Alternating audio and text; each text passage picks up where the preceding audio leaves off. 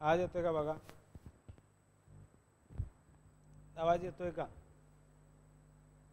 आवाज येत असेल तर कमेंट बॉक्समध्ये कमेंट करा.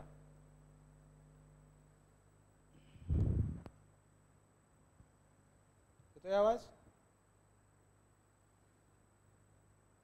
दोन आलेत बघा विद्यार्थी. कोण आहे? Aarti Sutar, good afternoon. Rohidas Phulari, good afternoon. आवाज येतोय का बघा? आवाज येत असेल तर कमेंट बॉक्समध्ये कमेंट करा.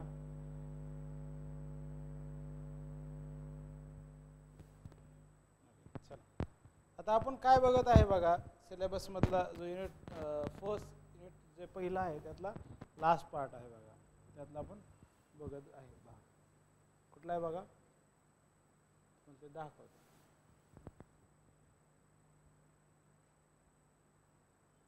इथपर्यंत आपण आले बघा, हे इथं झालेलं आहे. We have done at up to this.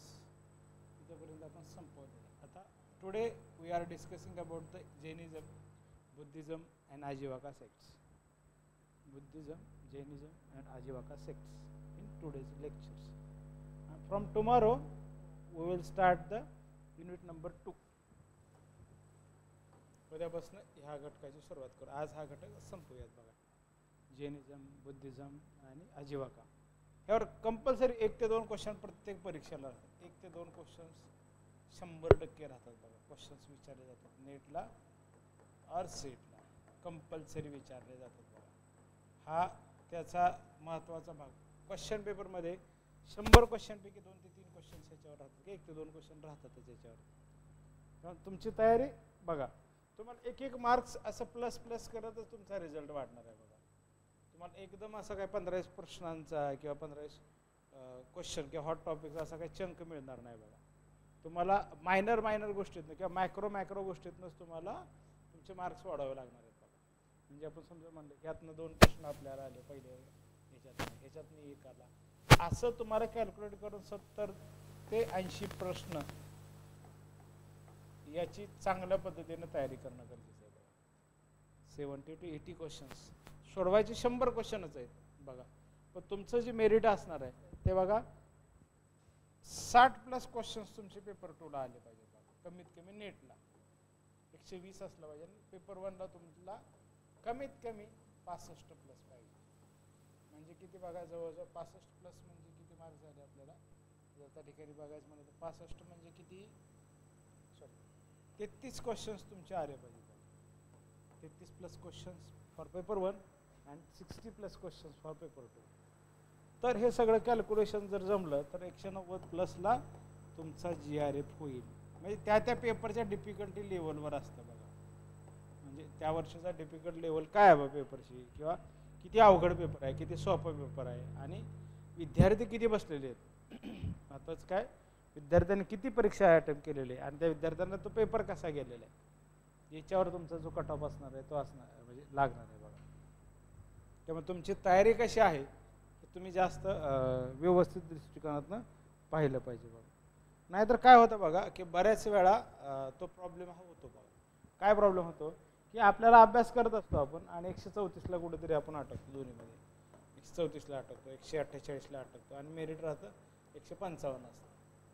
हा जो छोटा जो घटक आहे, जे काय म्हणता येईल की थोडक्यात तुम्ही 5-10 मार्कांना 15 मार्कांचे, 15 म्हणजे लार्जर झालं, 2-4 मार्कांना जाणं म्हणजे तुमच्या जवळचं असणार बघा. 1-2 क्वेश्चन्स तुमचे चांगले झाले पेपर 1चा आणि पेपर 2चा, तर तुमचा तो रिझल्ट त्या ठिकाणी येऊ शकतो बघा.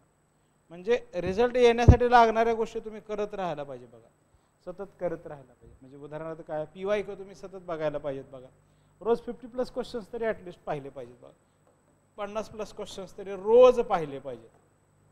रोज 50+ क्वेश्चन्स पेपर 1चे पेपर 2चे पाहिले पाहिजेत आणि पेपर 2चे 15-20 क्वेश्चन्स तरी पाहिले पाहिजेत बघा रोज. म्हणजे कमी त्याच्या अर्धा आपण जर म्हणलं, पण मार्क्स जास्त, रिटर्नमध्ये जास्त मार्क आहेत बघा. तुम्ही जर पेपर 1वर जास्त कष्ट घेतलं तर तुम्हाला त्याचं जो आउटपुट आहे ते आउटपुट चांगलं मिळेल बघा. म्हणजे पेपर 2ला तुम्ही खूप कष्ट केलं 130-35 मार्क मिळतात. पेपर 1ला जर तुम्ही केलं तर 80पर्यंत 82पर्यंत मार्क जातात बघा. 160 पेपर 2ला जाण्यासाठी खूप फॅक्च्युअल डाटा चांगला करावा लागतो आणि त्यात पण मिळतात तेवढे, पण रिगरसली जास्त करायला लागतं. पेपर 2ला तुलनेने बघा सिलेबस छोटा आहे वाटतो पेपर 2च्या तुलनेत, आणि मार्क्स रिवॉर्ड म्हणतो ना की जो बक्षीस मिळतं तुम्ही ते केलेल्या प्रयत्नाला ते चांगलं मिळतं बघा. त्याच्यामुळे पेपर 1 पेपर 2ची स्टाईल ठरवा, त्याची काय म्हणतात स्ट्रॅटेजी, अभ्यास करण्याची एक पद्धत ठरवा आणि त्यानुसार अभ्यास करा बघा. कारण अभ्यास केला तरच तुमचा रिझल्ट येणार बघा. म्हणजे तुम्हाला कितीही वाटलं की बाबा आता ह्या वर्षी आपला रिझल्ट यायला पाहिजे, आपल्या वाटण्यावर रिझल्ट येत नसतो बघा. सगळ्यात महत्त्वाचा कोर भाग जो असतो बघा की मला वाटतं म्हणून माझा रिझल्ट येणार नाही. लक्षात घ्या, मला वाटलं म्हणून माझा रिझल्ट येणार नाही. त्यासाठी तुम्हाला तुमचेच प्रयत्न करणं गरजेचं आहे बघा. म्हणजे आत्ता दीपभाऊ, आता ते बुद्धिझममध्ये शिकणारच आहे आपण, तुम्हीच तुमच्या जीवनाचे शिल्पकार आहात. म्हणजे तुम्हाला तुमच्या काय म्हणता येईल की कष्टाचं फळ हे तुम्हाला तुमच्या कष्टानंच मिळणार. म्हणजे तुमचं जे फळ आहे आयुष्यातलं पास होण्याचं, परीक्षा पास होण्याचं किंवा नापास होण्याचं, या दोन्ही गोष्टी क्वालिफाईड और डिस्क्वालिफाईड नॉट क्वालिफाईड, या दोन्ही गोष्टी हे तुमच्या कष्टावर मिळणार आहेत. लक्षात घ्या. जे लेक्चरच्या सुरुवातीलाच काय सांगतोय बघा, जे विद्यार्थी आहेत सिरियस आहेत ते सिरियस अजून व्हावेत आणि एक्झाम ओरिएंटेड जास्त अभ्यास केला पाहिजे. कारण काउंटडाऊन सुरू झालेलं आहे. डिसेंबरमध्ये नेटची परीक्षा राहणार बघा 2025च्या नेटची. तर त्यामुळं राहिलेत गेले बघा सप्टेंबर ऑगस्ट संपत झाला, सप्टेंबर ऑक्टोबर नोव्हेंबर बरोबर म्हणलं 15 डिसेंबर नंतर, तर जवळजवळ 100 डेज राहिलेत बघा. कमी जास्त इकडे तिकडे दिवाळी वगैरे इकडे गेलं तर 90 दिवसच आपल्याला राहिलेले दिसतात. म्हणजे तुमचं त्यानुसार नियोजन करायला पाहिजे. म्हणजे आपण म्हणतो 90 दिवस आहेत, 90 दिवसाला आपल्याला किती प्रश्न आले पाहिजेत बरोबर, किती मार्क्स पडलेले आहेत. आता याच्या अगोदर आपण परीक्षा दिलेली असेल तर हरकत नाही, म्हणजे किती मार्क पडलेले आहेत, किंवा नेट झालेलं आहे तर JRF प्रयत्न करायला पाहिजे, सेट झालेलं आहे तर नेटसाठी प्रयत्न केला पाहिजे, PhD झालेलं आहे तर नेटसाठी PhD किंवा अप्लाय करण्यासाठी प्रयत्न केला पाहिजे. म्हणजे तुम्हाला वेगवेगळ्या अँगलनं तुम्हाला समजून सांगण्याचा एकच उद्देश आहे की त्या वर्षीच्या परीक्षेसाठी तेवढं सिरियस झालं पाहिजे बघा. तुमचा रिझल्ट हा त्याशिवाय येणार नाही बघा. तुमचा रिझल्ट येण्यासाठी तुमचे प्रयत्न जास्त महत्त्वाचे आहेत. तुमचे जर प्रयत्न योग्य पद्धतीने झाले नाहीत तर रिझल्ट येत नाही. आपल्याला वाटतं अचानकपणे असं काहीतरी चमत्कार, कोणतीच परीक्षा तसं पास होत नाही बघा. कोणताच मनुष्य हा परीक्षेला अभ्यास केल्याशिवाय पास होत नाही. म्हणजे सुरुवातीला लेक्चरच्या सुरुवात त्यातच आपण काय केली की आता दीपभाऊ आपण बुद्धिझम शिकत आहे आणि आपल्याला आपल्या जीवनाबद्दलचं जे काय आहे ते आपल्याला माहिती असलं पाहिजे. आपणच आपल्या जीवनाचे शिल्पकार आहोत हे जर आपल्याला माहिती झालं तरच आपण त्याचा अभ्यास करतो बघा.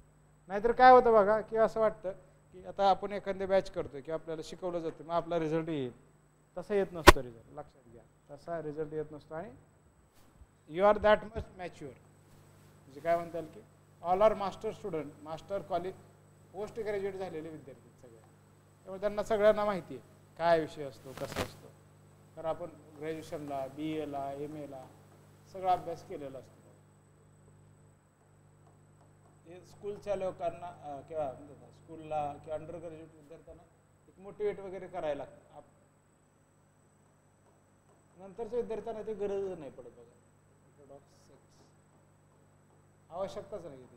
म्हणजे तुझं आहे तुझं पाशी परी तू जागा चुकलास असं तुकाराम महाराज म्हणतात. तुमचं तुम्हाला माहिती आहे रिझल्ट कसा करायचा. प्रश्न काय असतो की तो तुम्ही आयडेंटिफाय केलेलं सगळ्यात बेटर असतं बघा. का त्रयस्थ माणसाने कोणी तर सांगितलं किंवा दुसऱ्या माणसाने सांगितलं की ते तुम्हाला समजून घेण्याची जी कला आहे किंवा जी आनंद आहे तो तुम्हाला घेता येत नाही बघा. म्हणजे काय होतं की आपल्याला काय पाहिजे हे आपल्याला माहिती असतं ना, आपल्या इतका आपल्याला आपणच ओळखत असतो बघा. आपल्या इतकं आपल्याला दुसऱ्या जगात कोणीच ओळखत नसतं. लक्षात घ्या, आपल्या इतकं आपल्याला जगात दुसरं कोणीच ओळखत नसतं. त्यासाठी जे काही आहे ते जेन्युइनली प्रयत्न करत राहिला पाहिजे. सिरियसली जेन्युइनली प्रयत्न करत राहिलं पाहिजे. अदरवाईज ते कठीण होऊन जाईल बघा. कारण 1-2 परीक्षा दिले की नंतर मग काय होतं नॉट क्वालिफाईड होण्याची किंवा नापास होण्याची एक सवय लागून जाते. आणि एकदा ती सवय लागली की सवयीतनं वर यायला अजून कठीण जातं बघा. म्हणजे तो माइंडसेट एकदा लूज माइंडसेट झाला ना की पराभव स्वीकारायचा किंवा ठीक आहे नाही झालं तर नाही झालं परत परीक्षा देऊ, हा जो अनुभव असतो किंवा ही जी सवय लागली ना परत ते घातक असते. प्रत्येक परिस्थितीमध्ये ते आपल्याला एखादी गोष्ट सोडायला गिवअप करायला सवय लागते. गिवअप करायची सवय नाही लागली पाहिजे बघा. काही जरी झालं तरी गिवअप करायची सवय लागली नाही पाहिजे. रिझल्ट काय येत नाही त्याच्याबद्दल त्या सिस्टीम पुरतं त्या पिरियड पुरतं जरी सिरियस झालं तरी तुमचा रिझल्ट येईल बघा. तर काही विद्यार्थ्यांचे बघा आपल्याला शुअर शॉट आता जर बघितलं आताच्या सेटमध्ये 200+ मार्क आहेत आणि नेट क्वालिफाईड आहेत. एका विद्यार्थ्याचे 184 मार्क आहेत, थोडक्यात नेट गेलेले, म्हणजे PhD झालेले त्याचे. म्हणजे विचार करा, विद्यार्थी करतात तेवढ्या थरोली करतात बघा. त्या विद्यार्थ्यांनी काय केलं बघा की सगळे सेटचे पेपर जुने सगळे काढून पेपर 1 पेपर 2 फिजिकली असे सोडवले बघा, 2 तास लावून 1 तास लावून प्रॅक्टिकली सोडवण्याचा प्रयत्न केला. नेटचे पण पेपर त्यांनी तसेच सोडवले, सेटचे पेपर पण त्यांनी तसेच सोडवले. त्यातनं काय होतं, तुमच्या एक्झामिनेशनचा असणारा कॉमन सेन्स जो आहे म्हणतो परीक्षेची समज वाढली पाहिजे. सगळ्यात महत्त्वाचा कोर पार्ट काय असतो बघा एक्झाम कुठली क्वालिफाय होण्यापाठीमागचा, की तुमची समज वाढली पाहिजे. परीक्षा पास होण्याची जर समज वाढली तर तुम्ही परीक्षा पास 100% होणार बघा. येते का, लक्षात येते का बघा. म्हणजे एवढं जे आपण सांगतोय तर त्या पाठीमागचा उद्देश कळालेला आहे का. आता कोण आहे त्यांना विचारूया बघा. आपण एक 10 मिनिटं आपण जे बोलत होतो ते. रोहिदास समजलंय का बघा, मी काय म्हणतो हे पोचलंय का तुमच्यापर्यंत. रोहिदास पुलारी, जे काय मी बोलतोय ते तुमच्यापर्यंत पोचलेलं आहे का.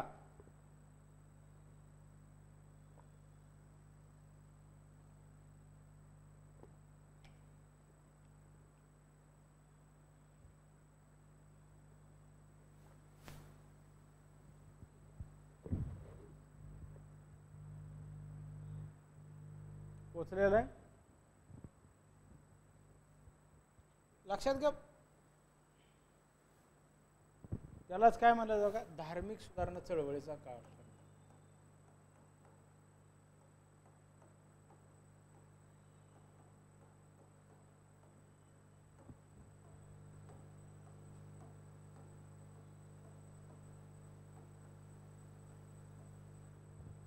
धार्मिक सुधारणा चळवळीचा काळ दिसतंय का बघा, व्यवस्थित दिसतंय का. धार्मिक सुधारणा चळवळी काळ इसवी सन पूर्व 6वे शतक, धार्मिक क्षेत्रातील बंडखोरीचा काळ किंवा रिलिजियस काय म्हणता येईल की असणार वैदिक धर्माला विरोध करण्याची परंपरा सुरू झालेला कालखंड म्हटलं जातं. हिंदुस्थानच नाही तर जगातील अनेक देशात प्रस्थापित धर्माविरुद्ध बंड उभारली होती. म्हणजे जे प्रस्तावित धर्म आहे त्याला विरोध करायला सुरुवात झालेली दिसते. ग्रीसमध्ये परमेडेरस, एपिडोक्लस आणि हिरडिल्स यांनी प्रस्थापित धर्माविरुद्ध त्या धर्मसंस्थे व्यवस्थेविरुद्ध आवाज उठवला. इराणमध्ये झरतुष्ट व चीनमध्ये लाओत्से व कन्फ्युशियस यांनी असा संघर्ष, म्हणजे चायनामधलं उदाहरण दिलेलं आहे, इराकमधलं उदाहरण दिलेलं आहे आणि भारतातलं उदाहरण दिलेलं आहे. तत्कालीन धर्म व्यवस्था याविरुद्ध आवाज उठवलेला दिसतो किंवा त्याविरुद्ध आंदोलन सुरू केलेलं दिसतं. वैचारिक आणि तात्विक बंडखोरीने त्या साथ दिली होती. वैचारिक तर बंडखोरी आहे पण तात्विक सुद्धा बंडखोरी त्यामध्ये असते. हिंदुस्थानातही अशी धार्मिक चळवळ जैन व बौद्ध धर्माच्या रूपाने आपल्याला आलेले दिसते. ही धार्मिक चळवळ तीव्र होण्याची अनेक कारण आहेत. त्यापैकी काय बघा, पहिलं कारण बघा, याची कारण काय बघा, कारण काय, कारण एक एक कारण आपण आता समजून घेऊया. पहिलं कारण घेतलं, वैदिक धर्माची क्लिष्टता. वैदिक धर्माची क्लिष्टता.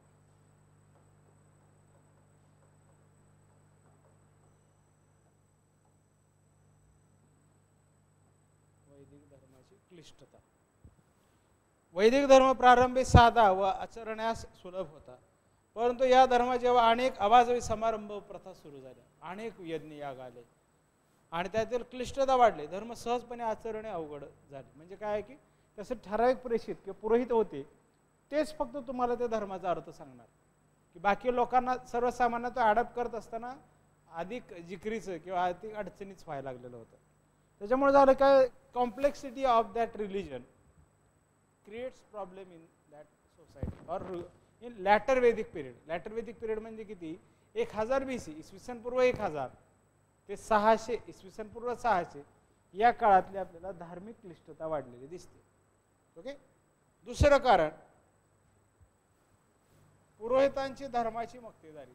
पुरोहित, आता चला याबद्दल वाचलंय बा आपण, डिटेल वाचलंय. पुरोहितांकडे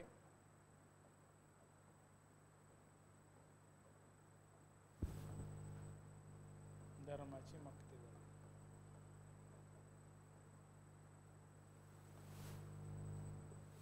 पुरोहितांकडे धर्माची मक्तेदारी. मग काय असावी मक्तेदारी हा शब्दाचा अर्थ तुम्हाला माहिती आहे. पुरोहित पुरोहित ब्राह्मण एक पुरोहित होते. 17 पुरोहितांपैकी एक ब्राह्मण होते. There are 17 priest, one of them is the ब्राह्मण.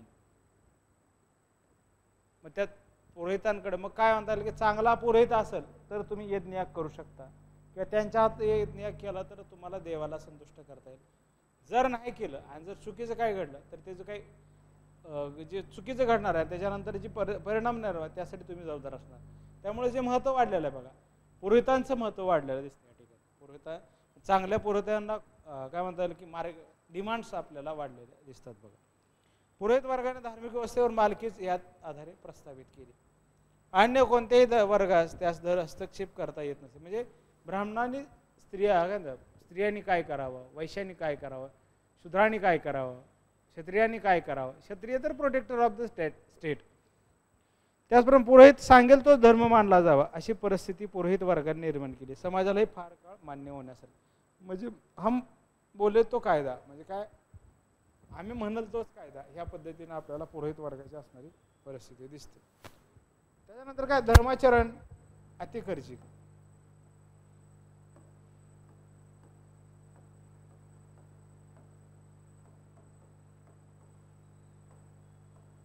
धर्माचरण अति खर्चिक. धर्माचरण अति खर्चिक. प्रारंभी धार्मिक विधी विना खर्च होत असत.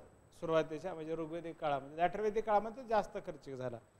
त्यासाठी ब्राह्मण यज्ञ, बळी, आहुती, पूजा साहित्य अशा गोष्टींची गरज नव्हती. तरीही ते ब्राह्मणांनी ते वाढवलेलं दिसतं. कालांतराने धर्माचा अधिकार पुरोहित वर्गाकडे गेल्यावर यज्ञ, आहुती, पूजा साहित्य इत्यादी वस्तूंचा आग्रह वाढायला लागला. विधी करणारा ब्राह्मण वर्ग त्यासाठी आग्रह धरू लागला. त्यामुळे धार्मिक विधी अत्यंत खर्चिक झाले. क्वचित प्रसंगी हा खर्च यजमानाच्या आर्थिक कुवती बाहेर असायचा. हे फार काळ म्हणजे काय म्हणता येईल की आता माझं उत्पादन किती आहे त्या प्रमाणात मी खर्च करणार, पण ते धार्मिक विधीसाठी त्याला म्हणतात ना काय म्हणतात जास्त बळ आणून करावं लागत असं. म्हणजे काय जास्तीत जास्त करायला भाग पाडला जात असे. त्यातनं काय झालं एक वेगळ्या पद्धतीची भावना लोकांमध्ये निर्माण झाली. त्याच्यानंतर आहे बघा चौथा जन्माधिष्ठित जात किंवा वर्ण. जन्माधिष्ठित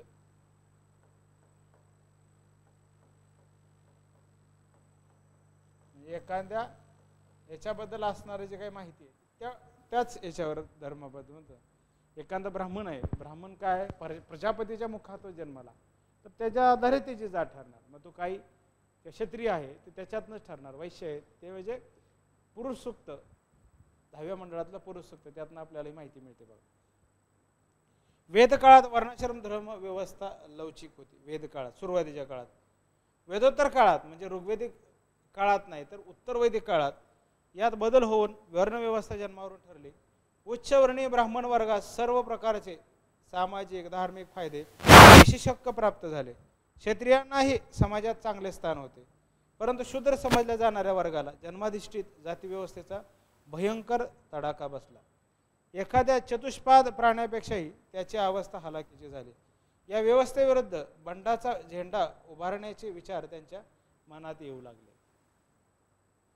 काय म्हणता येईल यातनं मग काय म्हणजे मी एकदा एखाद्या वर्णात जन्मलो आणि माझी कितीही कुवत चांगली असली, कितीही चांगल्या पद्धतीचं मी असलो तरीही मला त्याच्याशी काही देणं घेणं नाही. कारण वर्णव्यवस्था तुम्हाला ते स्वीकारतच नाही. ही आपल्याला त्यामध्ये असणारं कारण होतं. यज्ञबळी पद्धती पाचवं.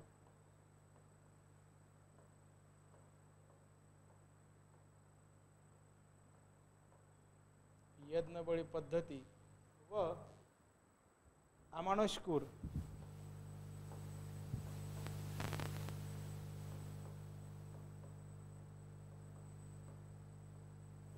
अमानुष व क्रूर देवदेवतांना प्राप्त करून घेण्यासाठी पुरोहित वर्गाने यज्ञ जिवंत प्राण्यांचे बळी देण्याची प्रथा रूढ केली. त्यातील हिंसा क्रौर्य क्रूरपणा अमानुष्य होता. सामान्य लोक या प्रथेविरुद्ध आवाज उठवू शकले नाहीत. अशा प्रथेपासून ते दूर जाऊ लागले. देव प्रसन्न करून घेण्यासाठी अशा हिंस्र प्रथा अवलंबाव्या लागलेल्या दिसतात. हे कोणाही सुज्ञ विचारवंताला मान्य होण्यासारखे नाही. अशा प्रथापासून दूर जाण्याचा विचार लोक करू लागले. त्यातनं काय काय म्हणता येईल की लोकांमध्ये एक वेगळ्या प्रकारची भावना निर्माण झाली. नंतर काय 6वा दुर्बोध संस्कृत अशी धर्मभाषा.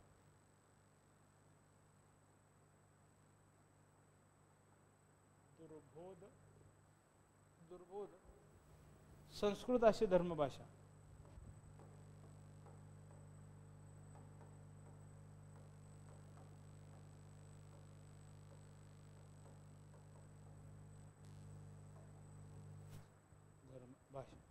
काय वैदिक धर्माची भाषा संस्कृत असल्याने धर्मासंबंधीचे कोणतेही तत्वज्ञान या वा विचार लोकांना समजत नव्हते. म्हणजे भाषा आणखी क्लिष्ट झाली.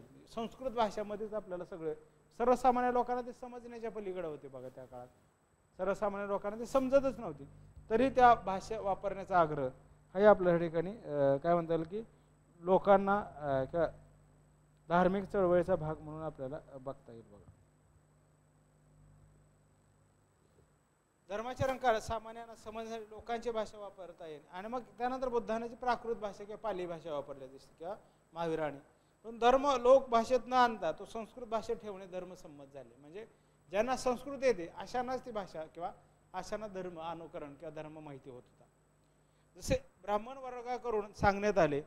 त्यामुळे खरा धर्म कोणता या संबंधी लोक संभ्रमात राहिले व केवळ संस्कृत भाषेमुळे धर्मापासून दूर जाऊ लागले. म्हणजे काय फक्त भाषेमुळे धर्मामध्ये किंवा देवापासून आपल्याला अंतर निर्माण झालेलं दिसतं. त्यानंतर मग 7वा कर्मकांडाचे स्तोम. कर्मकांड खूप प्रमाणात वाढलं. कर्मकांडाचे स्तोम.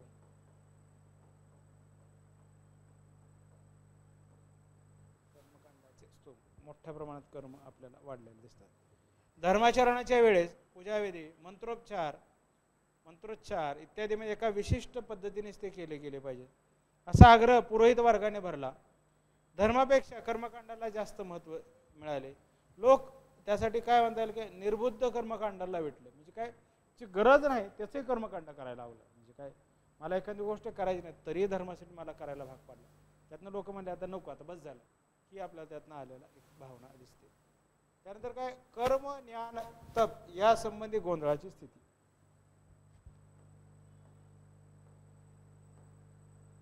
कर्म ज्ञान तप या संबंधी गोंधळाची स्थिती. काय आहे कर्म कशाला म्हणायचं हे आपल्याला त्याचे काही कारण आहेत बघा. पण एक कारण हे तुम्हाला जर MPSC रिटर्न मध्ये ऑप्शनल काढलं त्यावेळेस ही कारण आहेत बघा. 6व्या शतकाच्या धार्मिक सुधारणा चळवळीची कारण खाली ती कोणती ती पटापट लिहून घेतलं तरी चालतंय बघा. सामान्य लोकांना वेदांत सांगितलेला धर्म कळत नव्हता यात आश्चर्य नाहीच. परंतु संस्कृत भाषेत तत्कालीन विद्वानांनाही धर्म कर्म ज्ञान तप इत्यादी सिद्धांत पूर्णतः कळणे अवघड झाले होते. त्यामुळे अशा विद्वानांमध्ये वैदिक धर्माबद्दल असंतोष व असमाधान निर्माण झाले. धर्म कल्पनेबद्दल मुक्त चर्चेस प्रतिबंध. म्हणजे चर्चाच नाही धर्म असंच का. धर्म कल्पनेबद्दल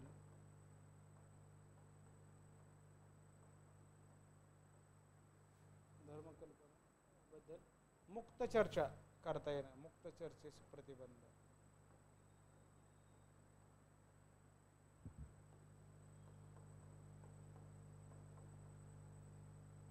म्हणजे उदाहरण काय म्हणता येईल याचा अर्थ काय होतो. धर्मकल्पनेबद्दल मुक्त चर्चेस प्रतिबंध काय असू शकतो. काय प्रतिबंध असेल बघा. मुक्त चर्चा म्हणजे काय बघा. मुक्त चर्चा कोण आहे बघा. कोण कोण दिसते त्याला सांगाय किती जण. रोहिदास मुक्त चर्चा म्हणजे काय.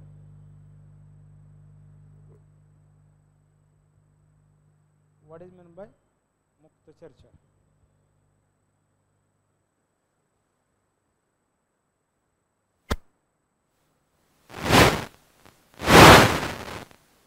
काय म्हणता येईल मुक्त चर्चा कशाला म्हणतो आपण बाबा. तुम्हाला प्रश्न पडला की मुक्तपणे चर्चा करा बाबा. उदाहरण काय आपल्याला नीट JRF व्हायचंय. चला मुक्त चर्चा करा. त्याच्याबद्दल तुम्हाला काय काय वाटतं हे मुक्त चर्चा करा.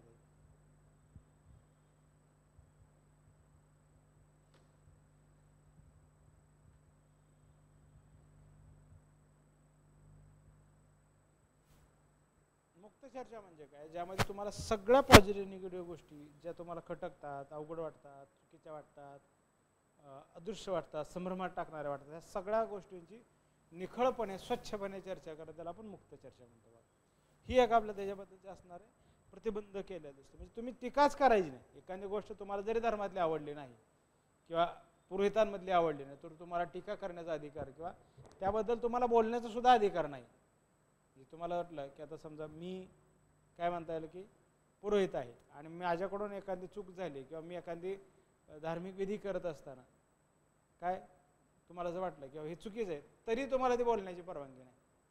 हे आपल्याला आता भारताच्या स्वातंत्र्यामुळे मिळालं. वेदोत्तर काळात हिंदुस्थानातही काही गणराज्य निर्माण झाली. अशा गणराज्यात सर्व विषयांवर मुक्तपणे चर्चा होत असे. सभेमध्ये विचार व्यक्त करण्यास स्वातंत्र्य होते, परंतु अशी चर्चा धर्मकल्पनाबाबत होऊ शकत नव्हती. जरी अशी गणराज्ये अंगभूत दोषामुळे फार काळ टिकू शकली नसली तरी लोकांना जे आविष्कार स्वतंत्र मिळाले ते नव्या धर्मसंकल्पनांचा विचार करू लागले. यातनं काय लोकांनी मग वे आउट काढायला सुरुवात केली, मार्ग काहीतरी काढावं. हे आता या धर्माचं आपल्याला भरपूर वर्चस्व निर्माण झालं. आता आपण नवीन काहीतरी मार्ग काढूयात या पद्धतीनं लोकांनी मग धार्मिक चर्चा करायला सुरुवात केलेली. मग 10वं जे कारण आहे बघा, विद्वजनांचा असंतोष. विद्वानांचा असंतोष यातले काहीतरी लोक हे विरोध करणार आणि ते विरोध यातनं ओळवायला सुरुवात झाली. धर्मासंबंधीचे सर्व हक्क पुरोहित वर्गाचे स्वाधीन झाले होते. त्यांच्याविषयी अनेक राज्यांच्या घरी काय म्हणतात पदरी संस्कृत जाणकार विद्वान होते. चारवाकासारख्या विद्वान लोकांनी धर्मतत्व आचरण यातील विसंगती पुरोहित वर्गाच्या निदर्शनास आणली, परंतु पुरोहित वर्गाने त्यास विरोध दुर्लक्ष केलं. त्यामुळे तत्कालीन धर्माबद्दल विद्वान लोकातही असंतोष निर्माण झाला. यातून तर्कवादी, संदेहवादी, भौतिकवादी आणि मूलतत्ववादी इत्यादी 60हून अधिक संप्रदाय निर्माण झाले. तर्कवादी लॉजिक म्हणतो आपण त्याला, संदेहवादी काय म्हणता येईल की संशय,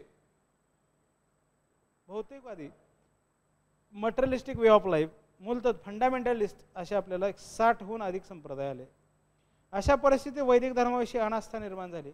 त्याच वेळेस महावीर व गौतम बुद्ध यांनी नव्या धर्माची दिशा दाखवली आणि लोकप्रवाह तिकडे वळला. यात आपल्याला आश्चर्य दिसत. ही कारणं काय काय आहेत पहिल्यांदा लिहून घ्या.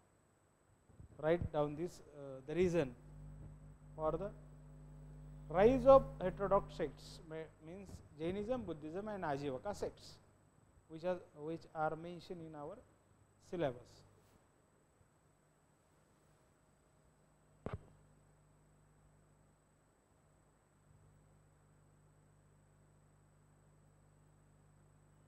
बाजूला सरकतो, लिहून घ्या.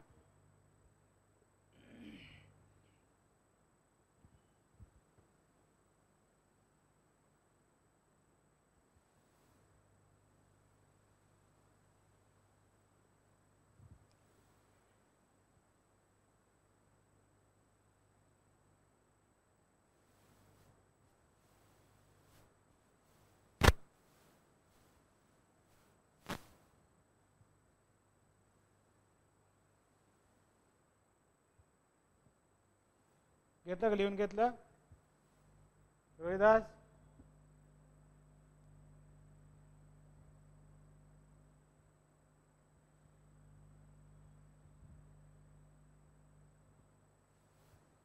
पुढे बघा, अजून बघूया आणखी काही याच्यातनं रेफरन्स आपल्याला काय मिळतात का बघू या सिच्युएशन बद्दल. काही आपल्याला बघा, हेमचंद्र राय चौधरीचं एक आपल्याकडे पुस्तक आहे बघा, त्यामध्ये आपल्याला काय माहिती मिळते का या काळाबद्दलची.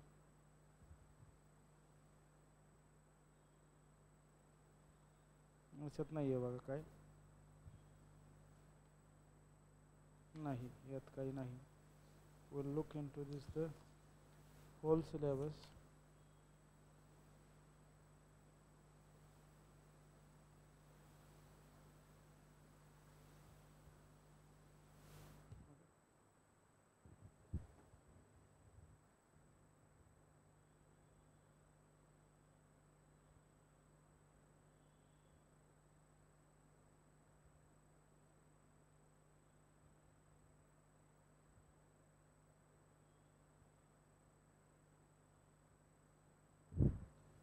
काय काय बघा त्याच्यामध्ये.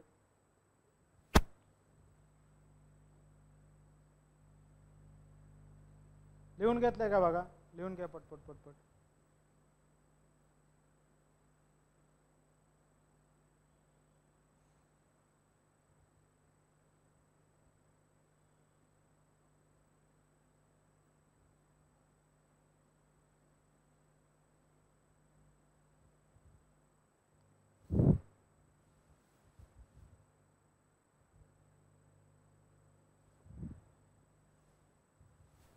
याच्यामध्ये आता बघू आर्य आणि काय म्हणता येईल की बघा वैदिक संस्कृती, ओके, मौर्यपूर काळ नाही आपल्याला, वर्धमानांची नाही, मौर्यपूर, अनेक धर्मपंथाचा उदय कारण आहे ब्राह्मण धर्म, ब्राह्मण धर्मामुळे आपल्याला झालेले दिसते. दुसरा काय त्याच्यामध्ये भाग आहे बघा,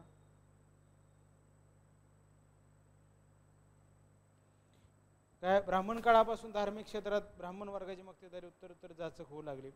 कठीण वाढते धर्मविधी, धर्मसंकल्पना किंवा कल्पना याविषयी काय म्हणतात संशय व तिटकारा वाढू लागला, संशय आणि तिटकारा वाढू लागला. या ब्राह्मण धर्माने इच्छित फल व आत्मिक शांती मिळत नाही अशी मतप्रणाली प्रारंभ केली. मग पण पुरोहित वर्गात समाधानकारक उत्तर देऊन ह्या मतप्रणालीचे खंडन करू शकला नाही. म्हणजे आपल्याला त्यात आलेलं दिसतं आत्मिक अशांती. ब्राह्मण धर्माने विचारवंतांना आत्मशांतीनं लाभल्यामुळे आपल्याला ह्यातनं आलेले काही ह्या पण जे बघितलेले कारणच आहेत बघा, ही सगळीच कारण आहेत बघा. आता आपण बघूया बघा जैनिझम बघूया, जैन धर्म. Will understand the Jainism. Jainism आपण कारण पाहिली, आता आपण जैनिझमकडे जाऊया.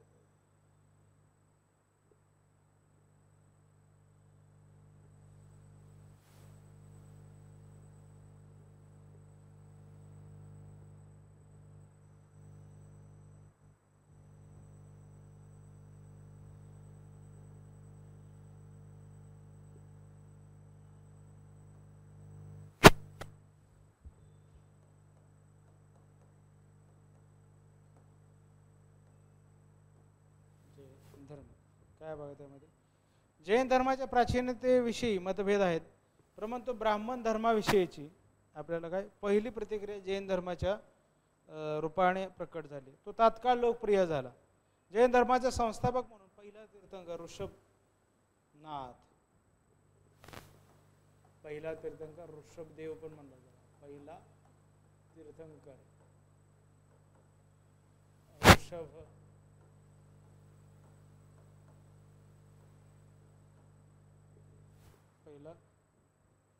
तीर्थंकर काय बघा ऋषभ यास मानतात. दुसरा अरिष्ट नेमी, पहिला आहे, दुसरा अरिष्ट नेमी, अरिष्ट नेमी.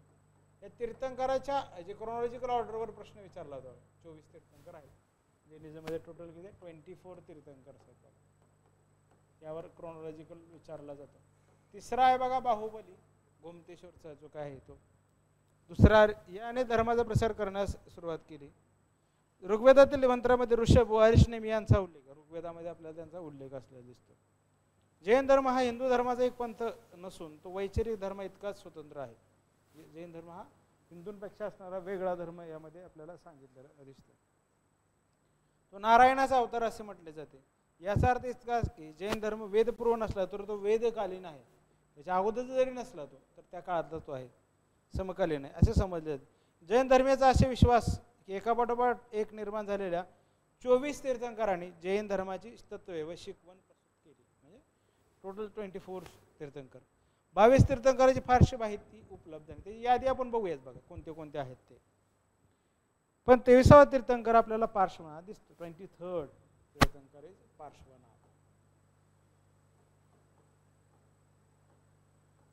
आणि 24 तीर्थंकर इज महावीर, वर्धमान महावीर. नेमिनाथ आहे, आदिनाथ आहे बघा, वेगळे आहे बघा. त्याने जैन धर्माला जनमानसात स्थान प्राप्त करून दिले. 24वर तीर्थंकर कोण आहेत बघा, त्याचे नाव आपण पटपट 24 नाव इथं लिहून ठेवतो बघा. एक नाव लिहितो इथं. एक बघा ऋषभ, 2 अजितनाथ किंवा अरिष्टनेमी म्हणतो बघा, अजितनाथ. 3 कुठला आहे बघा, 3 आहे संभव, अभिनंदन, पद्मरब्बा, चंद्रप्रभू, शीतल, श्रेयाश, वासुपूज,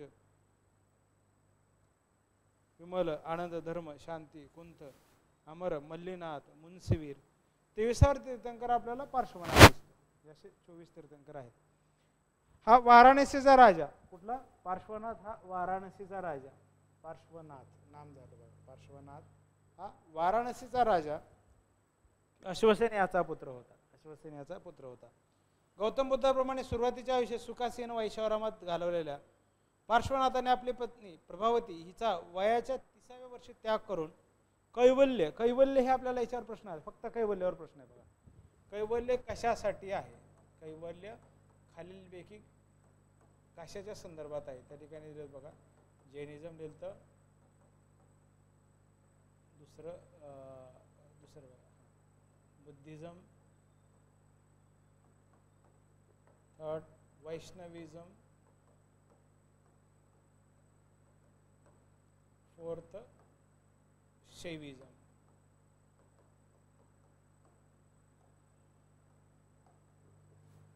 यापैकी कशासाठी आहे कैवल्य? तर तो आहे जैनिझमचा असणारा भाग आहे. याच्यावर 100% ऑलरेडी आले सर, 100% आलेलाच आहे प्रश्न कैवल्यावरती. कैवल्य काय बा? कैवल्य खालीलपैकी कोणत्या धर्माच्या संदर्भात आहे असा प्रश्न ऑलरेडी विचारलेला आहे.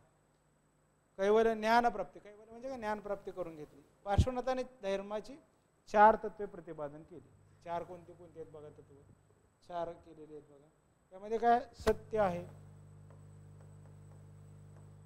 सत्य, अहिंसा, अस्तेय, अस्तेय आणि चौथा आहे बघा अपरिग्रह.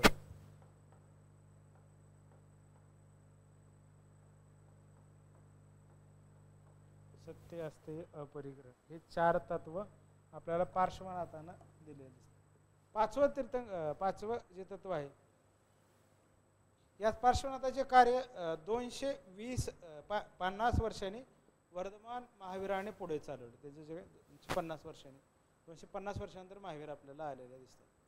वर्धमान महावीर 24व्या तीर्थंकर आपण आता त्याच्याबद्दल जास्त बघूयात.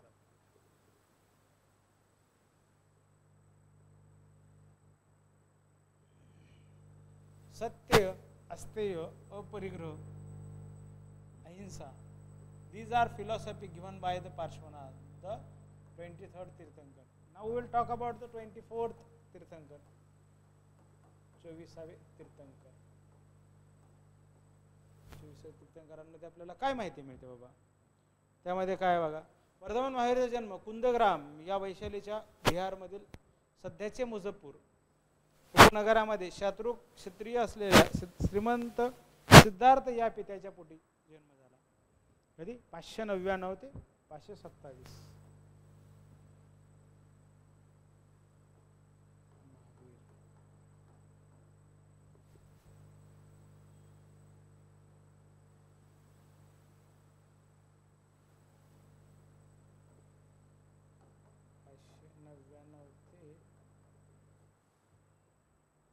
ते 527 BC. 599 ते 527 BC या ठिकाणी आई त्रिशला वैशालीचा लिच्छवी राजा चेतक याची बहीण. आई त्रिशला, वडील सिद्धार्थ. आई त्रिशला, वडील सिद्धार्थ यांचा मुलगा.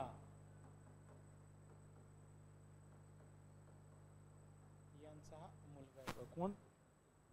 वर्धमान महावीर. राजा चेतक यांची बहीण. आई वडील धार्मिक वृत्तीचे, पुनर्जन्मावर विश्वास ठेवणारे होते. उपोषण वृत्तवैकल्य करतच त्याने देहत्याग केला. त्याला सल्लेखन पण म्हणलं जातं. अमोघ वर्षांनी सुद्धा केलं होतं. चेतक राजाची कन्या चलन हिचा विवाह मगध राजा बिंबिसार यांच्याशी झाल्यामुळे महावीराचा मगध राजघराण्याशी नातेसंबंध आला. काय? मगध राजाशी नातेसंबंध आला. महावीराचा विवाह यशोदाशी झाला. मग आपल्याला महावीर कोणासोबत विवाह केलेला दिसतो बघा पुढं? यशोदा.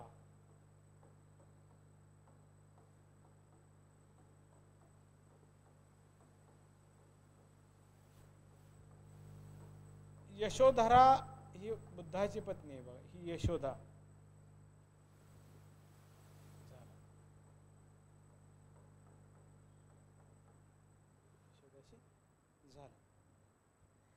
काहींच्या मते प्रभावतीशी झाला असावा. त्यांची कन्या अनुजा हिच्याशी विवाह झालेला तिचा पती जामाली पुढील काळात महावीराचा पहिला शिष्य झाला. महावीरात सर्व ज्ञान व कलाशाखांचे उत्तम शिक्षण मिळाले होते. देहत्याग केलेल्या आई वडिलांच्या मृत्यूचा महावीरावर मोठा परिणाम झाला. महावीर का महावीर झाले?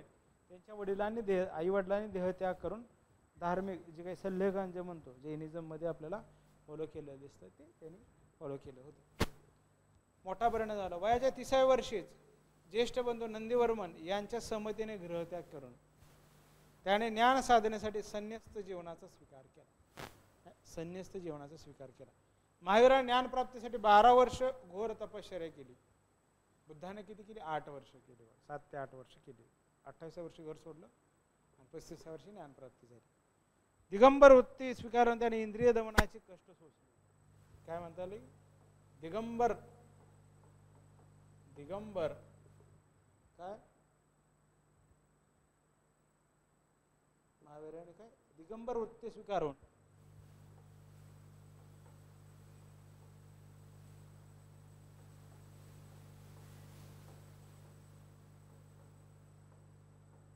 इंद्रिय दमन केले. इंद्रिय दमन केले.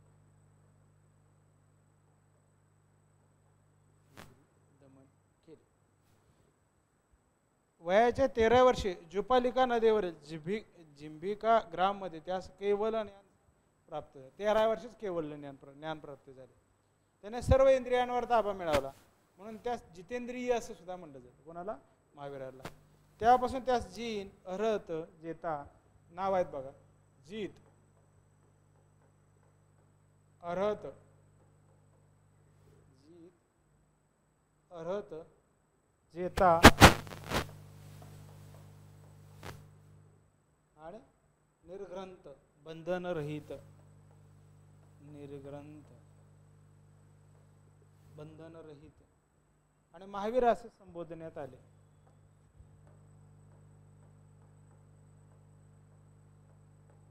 महावीर असे संबोधण्यात आले. तेव्हापासून त्यास जीन, त्यांचे जे शिष्य त्यांना जैन या नावाने ओळखले जाऊ लागले. त्यांच्या धर्मास जैन असे नाव प्राप्त झाले. महावीरांच्या अनेक राजघराण्याचे संबंध आपल्याला आलेला दिसतो. काय त्यामध्ये कुठलं आहे बघा? विदेह आहे, अंग आहे, मगध आहे, मिथिला आहे, कौशल आहे. या राज्यात, या देशात अनेक काही जैन धर्माच्या हिरिरीने प्रचार झाला. मगध राजाने जैन धर्माला मोठा आश्रय दिला. शेवटी वयाच्या 72व्या वर्षी त्यास पाटण्यानजीक पावा येथे काय म्हणतात की कैवल्य किंवा मृत्यू प्राप्त झाला. 72व्या वर्षी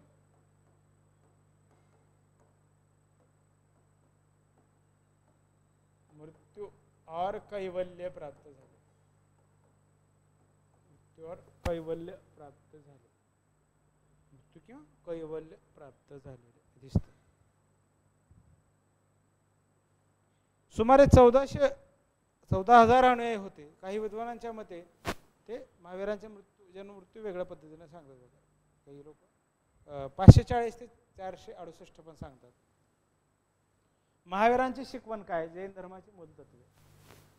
आता तर सगळ्यात महत्त्वाचा कोरचा प्रश्न बघा. ते आता लिहून घेऊया. पटापटा पटापटा लिहून घ्या बघा.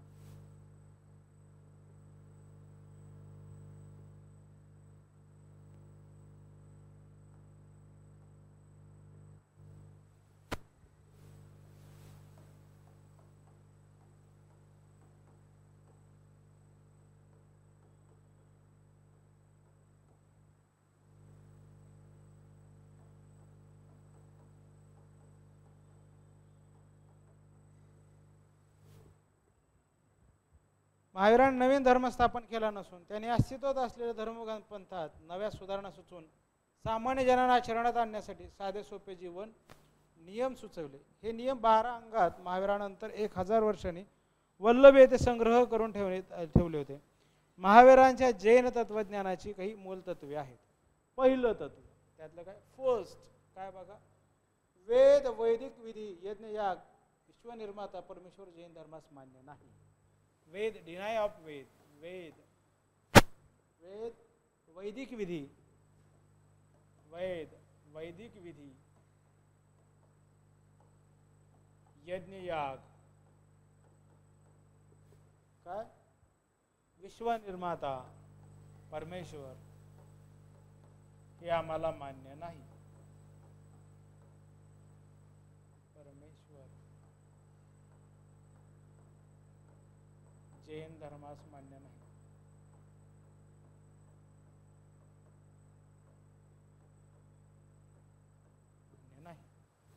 दुसरं काय म्हणता येईल की बघा, जैन धर्माचे देवाचे अस्तित्व मानत नाही. जैन धर्म देवाचे अस्तित्व मानत नाही. देवाचे अस्तित्व मानत नाही.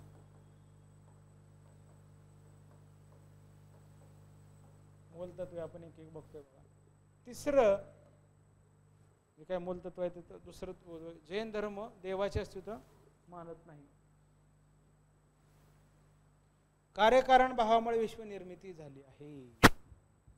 कार्यकारण भावामुळे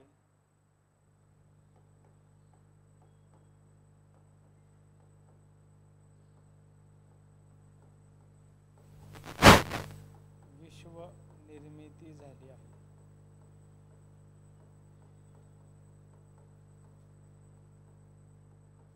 कार्यकारण भावामुळे विश्व निर्मिती झाली आहे. पुढं काय बघा त्याच्यामध्ये अजून, देव दयेवर मोक्ष अवलंबून नसून त्याची प्राप्ती मनुष्य आणि इंद्रियावर ताबा मिळवल्यानंतर करावी. कमी होते माणसाला. काय होतं की मोक्ष कसा मिळतो तर इंद्रियांवर ताबा मिळवल्यावर मिळतो. देव दयेवर तुम्ही अवलंबून राहिला तर तुम्हाला मोक्ष मिळणार नाही. म्हणजे तुम्हाला तुमच्या कष्टानेच मोक्ष मिळाला पाहिजे किंवा मिळाला पाहिजे म्हणजे मिळतो. जीव आणि आत्मा यामुळे जगाची निर्मिती आहे. जीव नष्ट होतो तर आत्मा अमर असतो. जीव व आत्मा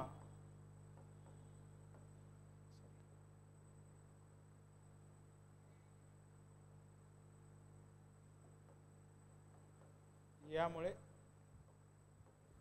जीव आणि आत्मा यामुळे जगाची निर्मिती झाली.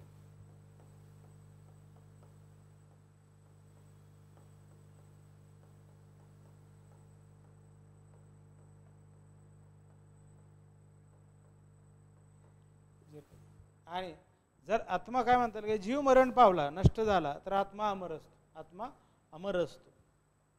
जैन धर्म कर्मावर विश्वास ठेवतो. काय? जैन धर्म कर्मावर विश्वास ठेवतो. कर्मावर विश्वास ठेवतो. जैन धर्म कर्मावर विश्वास ठेवतो. पुनर्जन्म पुनर्जन्म व पुनर्कर्म कर्माशी संलग्नित असते. पुनर्जन्म पुनर्कर्म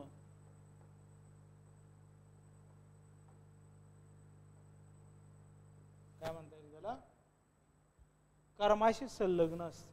कर्माशी संलग्न असते.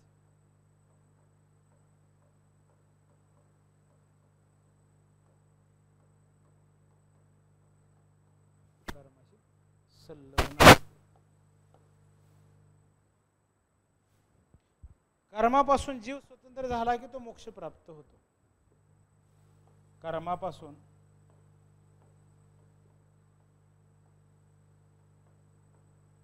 जीव स्वतंत्र झाला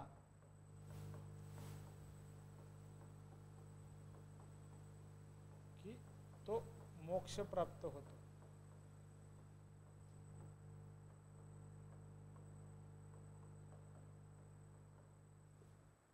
झाला की मोक्ष प्राप्त होतो. जैन धर्म समानता मानतो. जन्मावरून जात ठरत नाही तर ते कर्मामुळे ठरते. जीवनाचे अंतिम उद्दिष्ट जन्म मरणाच्या फेऱ्यातून मुक्त होऊन निर्वाण प्राप्त जाणे. काय खरं काय, जीवनाचे अंतिम उद्दिष्ट काय, जीवाचे अंतिम उद्दिष्ट, जीवाचे अंतिम उद्दिष्ट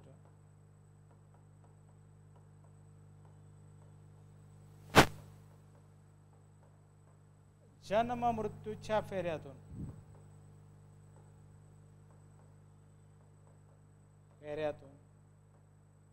जन्म मृत्यूच्या फेऱ्यातून मुक्त हो निर्वाण प्राप्त.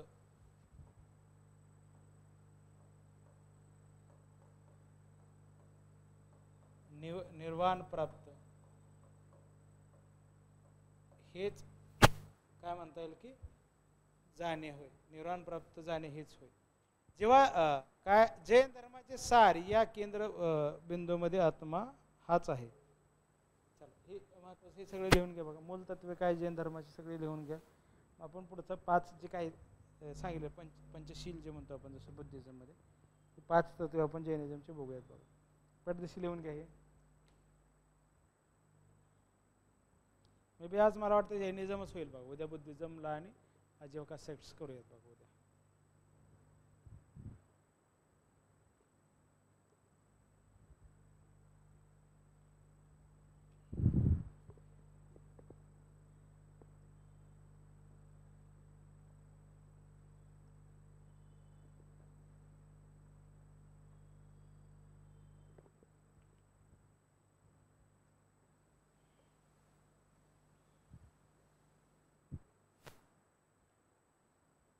आता पुढचा भाग बघूया.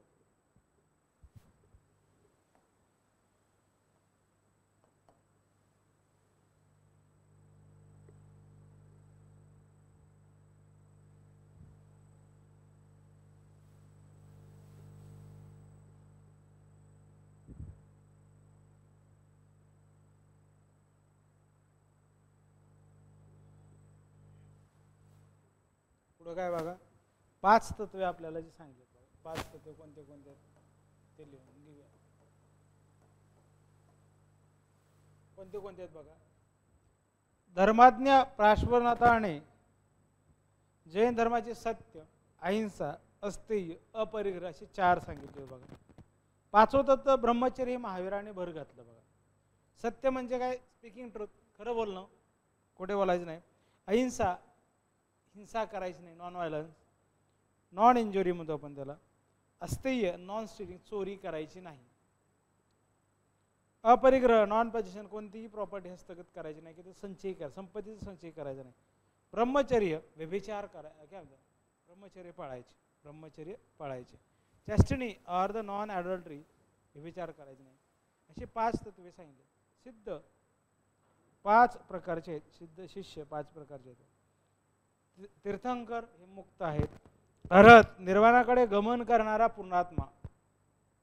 काय अरहत, अरहत, अरहत म्हणजे काय, निर्वाणाकडे गमन करणारा पूर्णात्मा. पूर्ण आत्मा जो पूर्ण आहे तो निर्वाणाकडे जा, त्याला अरहत म्हणलेलं आहे. अरहत निर्वाणाकडे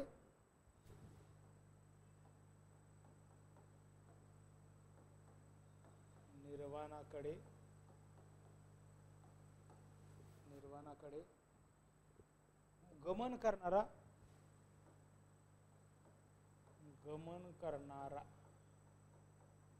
पूर्णात्मा.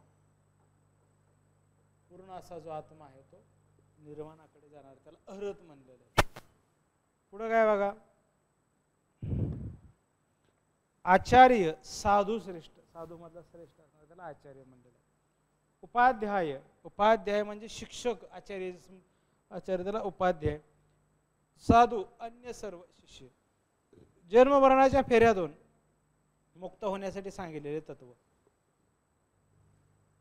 जन्म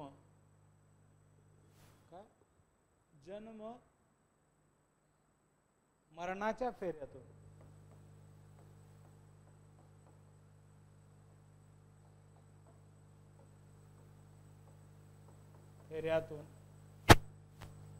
मुक्त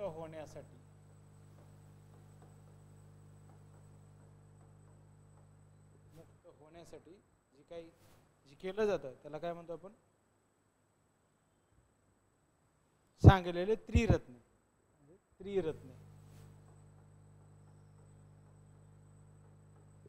पहिला आहे बघा सम्यक दर्शन.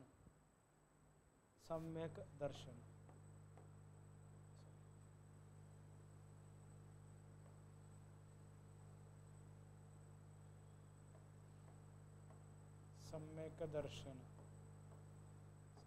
दर्शने किंवा दर्शन.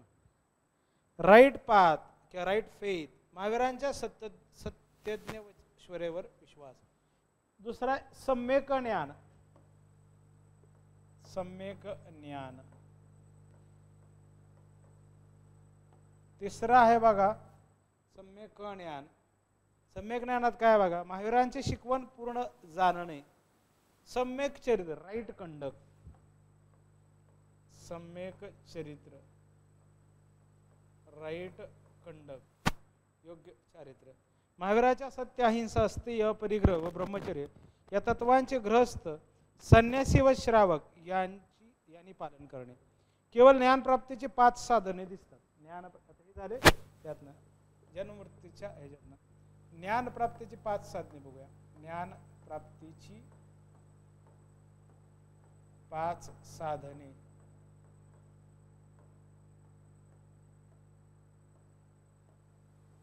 ज्ञानप्राप्तीची 5 साधने कुठल्या आहेत बघा. त्यामध्ये मतिज्ञान, श्रुतिज्ञान, मतिज्ञान, मतिज्ञान. दुसरं श्रुतिज्ञान. तिसरं जे आहे ते बघा अवधिज्ञान. अवधिज्ञान, अवधिज्ञान. चौथं, हे सगळे लिहून घे, महत्वाचे टर्म्स आहेत बघा. मन पर्याय ज्ञान. मन पर्याय ज्ञान.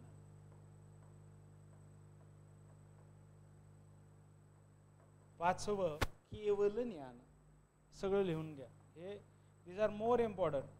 केवल ज्ञान. याच्यावर प्रश्न आलेला बाकीच्यांवर येऊ शकतो. केवल ज्ञान.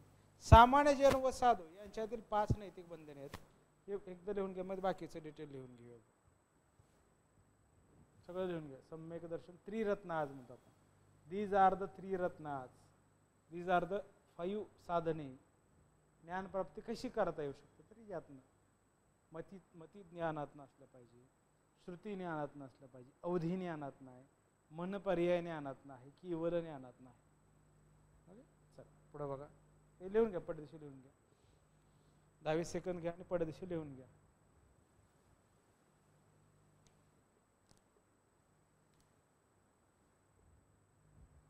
पटपट पटपट पटपट लिहून घेतलं पाहिजे बघा. कारण काय बघा, आपल्याकडे वेळ कमी आहे आणि आपल्याला वेगात करायचं आहे बघा. We have not much. काय आपल्याजवळ तेवढा वेळ नाही. 3-3.5 महिने परीक्षेसाठी राहिलेले आहेत बघा. तुम्हाला त्या पद्धतीने तयारी करणं गरजेचं आहे बघा. तुम्ही जर चांगल्या पद्धतीने तयारी केली तर ते होऊ शकतं, अदरवाईज होणार नाही बघा. म्हणजे तुमची इच्छा असो अगर नसो, you have to do it. तुम्हाला ते करणं गरजेचं आहे बघा. केलं तर होतंय बघा, अदरवाईज ते होत नाही बघा. काय तुम्हाला करणं ते गरजेचं आहे.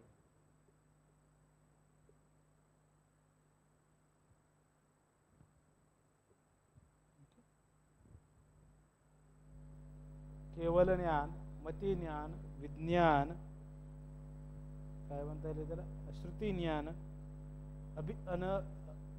अवधी ज्ञान, मन पर्याय ज्ञान.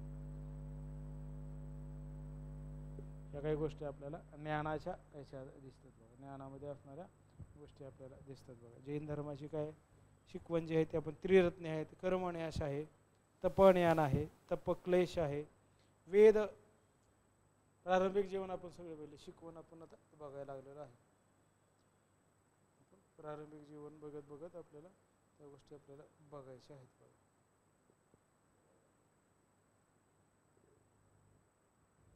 पुढं काय बघा, सामान्य ज्ञान व साधू यांच्यातील 5 नैतिक बंधने.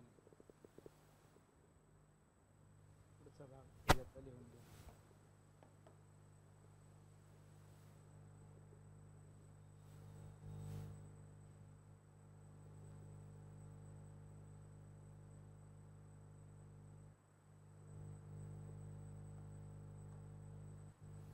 सामान्य ज्ञान काय, सामान्य जन व साधू.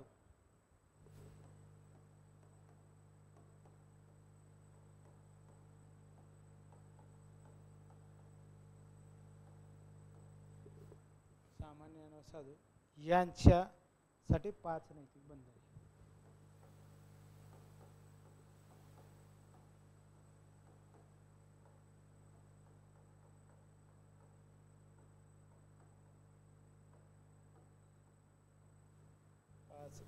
बंधने. पहिलं आहे बघा, असत्यापासून दूर राहणे किंवा असणे. असत्यापासून दूर. दुसरं काय, हिंसेपासून दूर. हिंसा करता कामा नये, अहिंसा असली पाहिजे. हिंसेपासून दूर.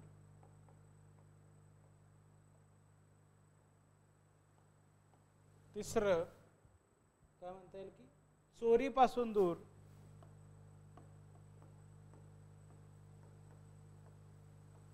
चोरीपासून दूर.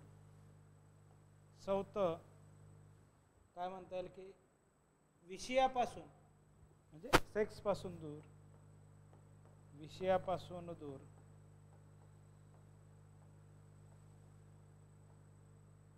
आणि पाचवं जे आहे ते बघा, काय म्हणता येईल की लोभापासून दूर. लोभ असता कामा नये बघा.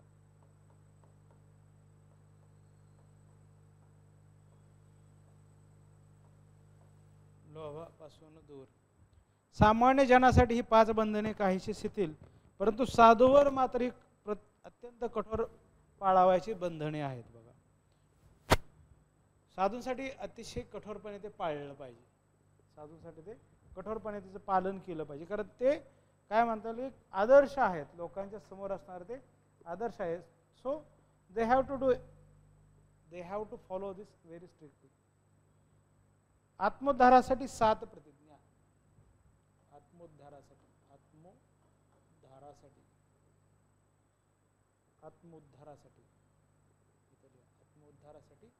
7 प्रतिज्ञा.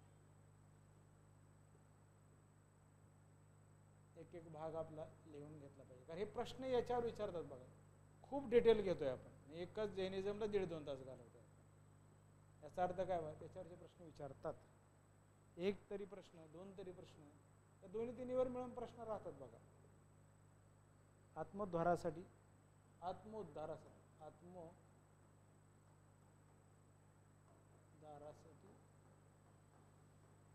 7 प्रतिज्ञा.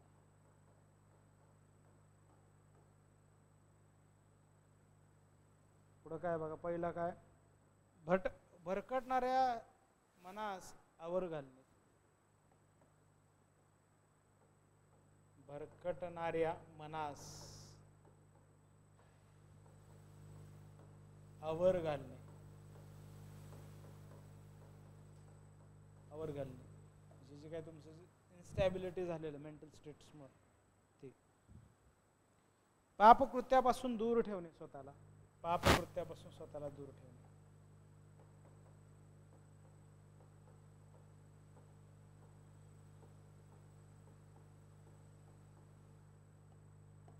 तिसरं उपभोग्य वस्तूवर निर्बंध घालणे.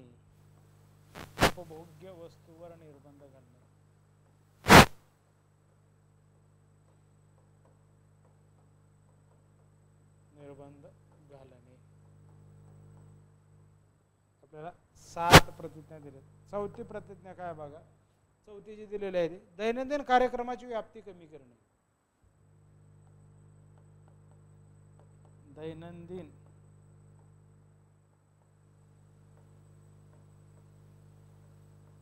दैनंदिन कार्यक्रमाची व्याप्ती कमी करणे.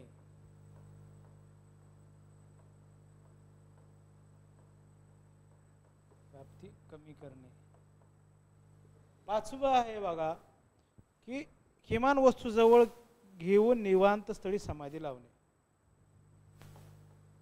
किमान म्हणजे जेवढ्या गरजेच्या आहे तेवढ्याच. किमान वस्तू जवळ घेऊन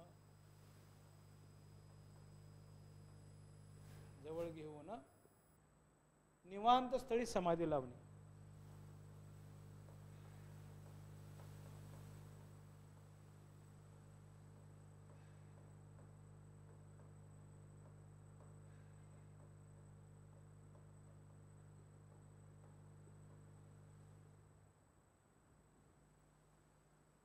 धर्मप्रवण जीवन जगण्यासाठी महिन्यातून 4 दिवस उपास तापास करून देहक्लेश करून घेणे.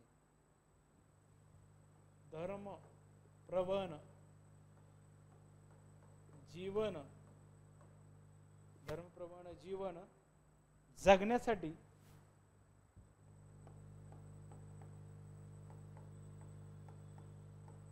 महिन्यातून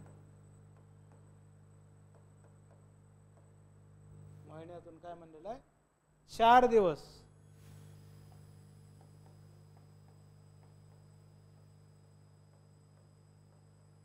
उपास तापास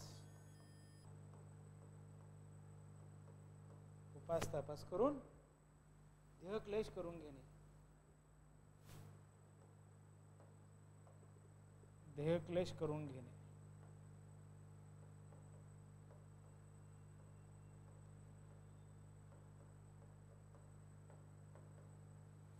पुढं काय बघा, पवित्र व शुद्ध चारित्र्य संपन्न साधू बरोबर अन्न ग्रहण करणे. पवित्र व शुद्ध चारित्र्य संपन्न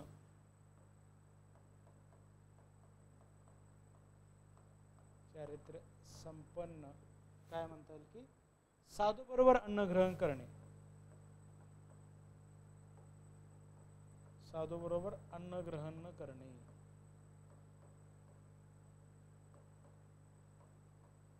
हे आपल्याला 7 प्रतिज्ञा ज्या आहेत त्या लिहून घ्या, त्या पण महत्वाच्या आहेत बघा. जैन धर्माचा कोर आपण शिकवणच काय ते सगळं लिहून घेतोय बघा. व्हॉट इज द काय म्हणतात की philosophy of the Jainism.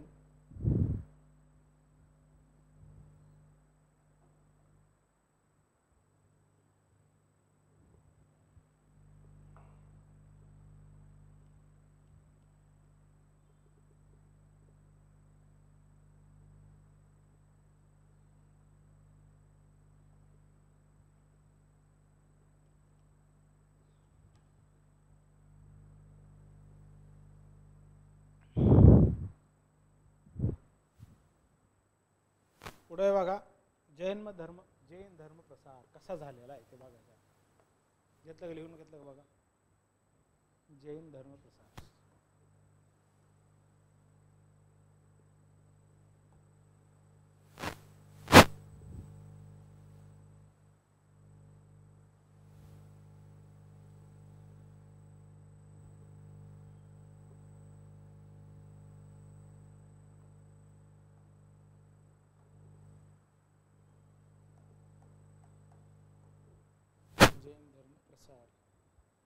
महावीराने Jain धर्माची तत्वे अत्यंत यशस्वीपणे रुजवली, म्हणून त्या जैन धर्म संस्थापक असे म्हटले जाते. त्यांचे शुद्ध निरपेक्ष साधू जीवन, त्याने प्रतिपादन केलेली साधी सरळ तत्वे याकडे अनेक लोक आकर्षित झाले. त्यातच त्या शेकडो अनुयायी मिळाले. गणाधार म्हणून ओळखल्या जाणाऱ्या महावीरास 11 प्रमुख शिष्य होते. त्यापैकी फक्त सुधारमन हाच महावीराच्या पश्चात त्याचे कार्य चालू ठेवण्यासाठी जिवंत राहिलेला दिसतो. सुधारमनानंतर म्हणजे काय आपल्याला ते क्रोनॉलॉजिकल पाहिलं. महावीर नंतर त्यांचा शिष्य कुठला आहे बघा. शिष्याचं नाव लिहिलं आपण सुधारमन. काय म्हणतात त्याला सुधारमन शिष्य आहे बघा त्याचा. सुधारमनानंतर आपल्याला काय म्हणतात की संभूत विजय भद्रबाहू. संभूत विजय व भद्रबाहू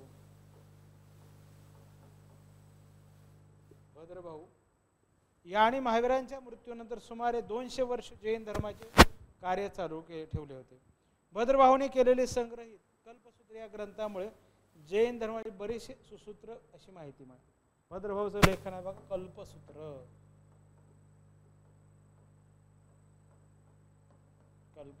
हे त्याचं असणार हे आहे. या ग्रंथामुळे जैन धर्माविषयीची बरीचशी सुसूत्र अशी माहिती उपलब्ध झाली. पहिली जैन महासभा स्थूलभद्र संभूत विजयचा शिष्य. संभूत विजय शिष्य कुठला आहे बघा. त्याचं नाव काय. शिष्य कोण आहे. स्थूलभद्र.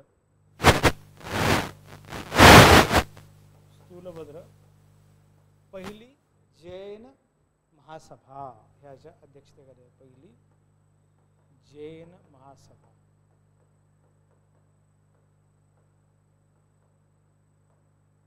पहिली जैन महासभा आयोजित केली. पाटलीपुत्र या ठिकाणी इसवी सन पूर्व 300 पाटलीपुत्र या ठिकाणी झालेले होते.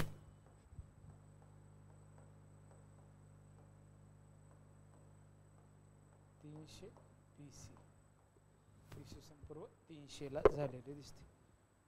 या महासभेत जैन तत्वज्ञानात महत्वाचा ग्रंथ समजणारे अंग व 12 पूर्वाच्या ग्रंथाचे संकलन करण्यात आले. त्यानंतर त्यात समार्य, आर्यरक्षित, वीरभद्र इत्यादीने भर घातली. यावरील भाष्य ग्रंथ निर्युक्ती. निर्युक्ती आपल्याला 10 भागात दिसतो. निर्युक्ती नावाचा ग्रंथ पण आहे बघा. निर्युक्ती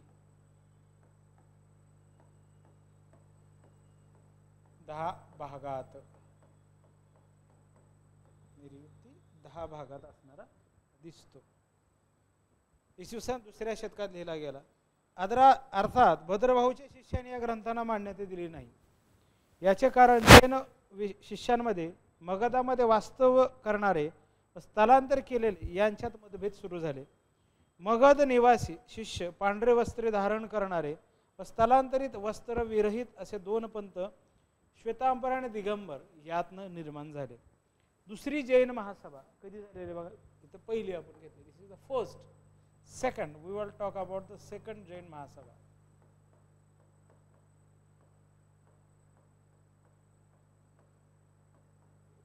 आले का कोण आले का नाही अजून.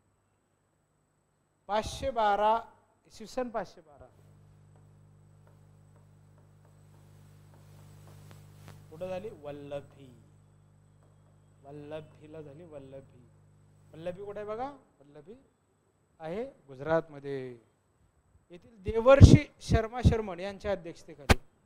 कोणाच्या अध्यक्षतेखाली. देवश्री शर्मा शर्मण यांच्या अध्यक्षतेखाली जैन तत्वाचे पद्धतशीर संकलन करण्यासाठी भरली होती. त्यात पहिल्या पाटलीपुत्र महासभेतील अंगाचे पुनर्लेखन अर्धमागधी भाषेत करण्यात आले. पुढे 6व्या शतकात श्वेतांबरामध्ये जैन तीर्थंकराची मूर्तीपूजा करणारा तेरापंथी व दिगंबरामध्ये जैन धर्म प्रमाण मानणारे समय्य असे गट निर्माण झाले. तेरापंथी आणि समय्य असे पण गट आले बघा. काय कुठले कुठले. दिगंबर, श्वेतांबर, तेरापंथी आणि समय्य आपल्याला आलेले पंथ दिसतात बघा. असे गट निर्माण झाले. श्वेतांबर जैन मुख्यतः गुजरात भागात व दिगंबर जैन भारताच्या अन्य भागात विखुरलेले दिसतात. जैन धर्माचा प्रसार देशभरात सर्वत्र झाला. मगध राजाने आश्रय दिल्यामुळे आश्रय दिल्यामुळे उदयन राजा कट्टर जैन पंथी होता. मगध साम्राज्यात जैन धर्माने वेगाने पसरला. इसवी सन पूर्व 1ल्या शतकात उज्जैन हे जैन धर्माचे प्रमुख केंद्र होते.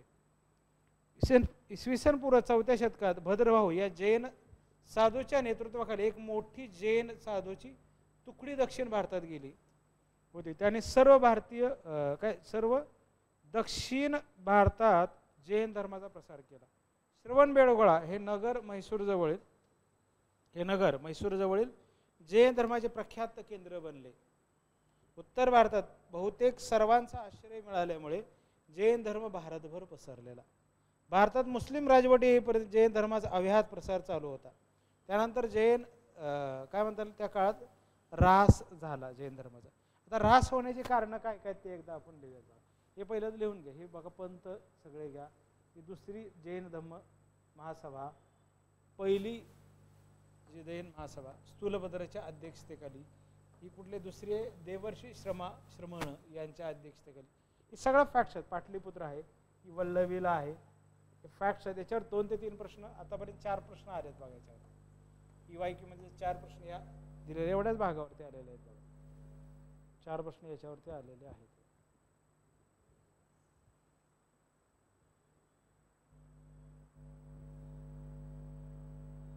चला पटापट लिहून घ्या.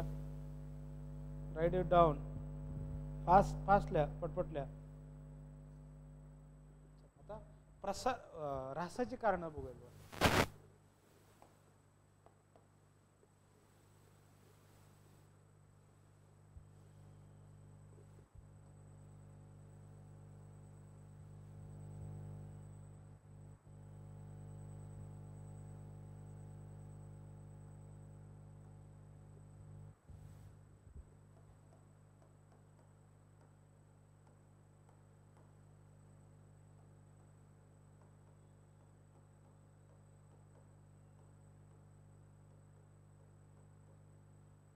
जैन धर्माच्या ऱ्हासाची कारण.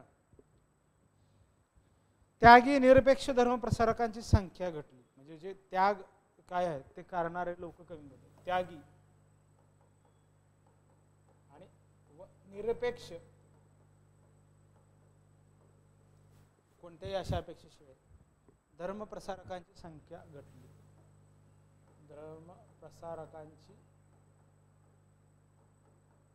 संख्या घटली.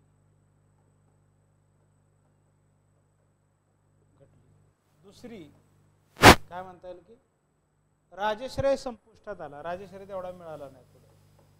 राजश्रय संपुष्टात आला, त्यामुळे ते आपल्याला काय म्हणता येईल की कमी झालेलं दिसतं. राजश्रय संपुष्टात. तिसरं काय बघा, धर्मातील अनेक पंथामुळे समाजच विभागला गेला. पंथ अनेक झाले. धर्मातील अनेक पंथामुळे समाजच विभागला गेला. समाजच विभागला गेला. विभागला गेला. चौथा काय बघा, हिंदू व जैन धर्मातील जाती व्यवस्था कठोर झाली. त्याचा परिणाम धर्मतत्वावर म्हणजे कठोरता आपल्याला आल्या दिसते. 3ऱ्या शतकापासून जैन हिंदू धर्माचे पुनरुज्जीवन झाले. परत आपल्याला काय म्हणतात पुष्यमित्र शुंग आला आणि त्यानंतर परत हिंदू धर्माचे पुनरुज्जीवन व्हायला सुरुवात झालेली दिसते. भारतीय सांस्कृतिक योगदान काय बघा, ते आपण थोडक्यात बघूयात. बघा योगदान काय, 2-4 कारण आहेत त्याची.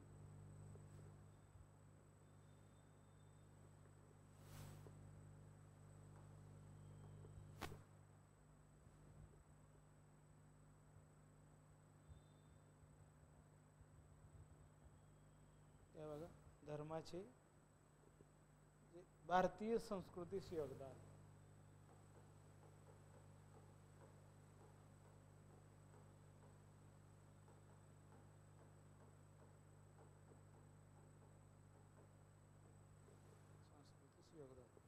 हिंदू धर्माचे वेदादी सर्व वाङ्मय संस्कृत असल्याने सामान्य जनांना वैदिक धर्म समजण्यास कठीण जात होते. जैन धर्माने आपल्या धर्मग्रंथासाठी लोकभाषा प्राकृत, पाली, अर्धमागधी भाषांचा वापर केला. यानंतरच्या काळात लोकभाषांना महत्त्व आले. जैन धर्माचे सर्वश्रेष्ठ योगदान म्हणजे अहिंसा, सत्य, अस्तेय, अपरिग्रह व ब्रह्मचर्य ही तत्वे होत. या शाश्वत तत्वांचे महत्त्व आजही कमी झालेले नाही. शिल्पकलेत मोठे स्तूप, तीर्थंकरांचे भव्य पुतळे, उत्कृष्ट कारागिरी व शिल्पकलेची अनेक मंदिरे Dilwara, mount Abu and the Rajasthan बांधल्याने जैन धर्माने मोठी कामगिरी बजावली. एकंदरीने भाषा, तत्वज्ञान, शिल्पकला, स्थापत्य, चित्रकला या क्षेत्रात जैन धर्म भारतीय संस्कृतीस अमूल्य योगदान दिलेलं दिसतं. त्यातनं योगदानाच्या आपल्याला काही गोष्टी कळतात. आपण तत्वज्ञ बघितलं बघा. या प्रक्रिया ब्रह्मचर्य, स्त्री संभोग करू नये, अविवाहित राहून कडक ब्रह्मचर्य पाळावे, तसेच वस्त्र न वापरता दिगंबर राहावे, अपरिग्रह, संग्रही करू नये, अणु नया आणि कोणत्याही वस्तूचा साठा करू नये, सुख, स्वार्थ, सत्ता, मत्ता, प्रतिष्ठा यांचा त्याग करावा. सम्यक चारित्र्यामध्ये आपल्याला बघतो राईट कंडक्ट आपण ते बघितलेलं आहे, फक्त थोडक्यात एकदा वाचून घेऊ. दिगंबर आणि श्वेतांबर त्याबद्दल थोडक्यात माहिती करून घ्या. मूळ ग्रंथ काय बघा, जैन धर्माचे मूळ शिकवण पूर्व नामक 14 धर्मग्रंथात आढळते.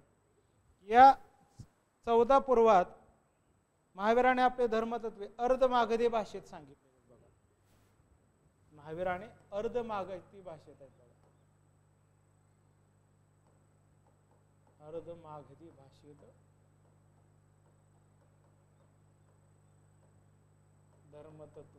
तत्वज्ञान, अर्धमागधी भाषेत धर्मतत्वज्ञान सांगितलेलं आहे.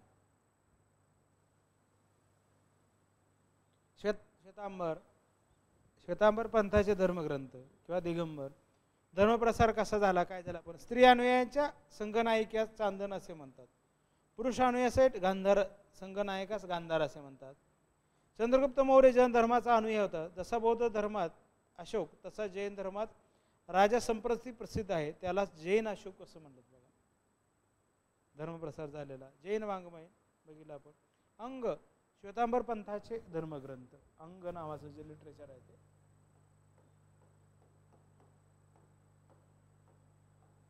श्वेतांबर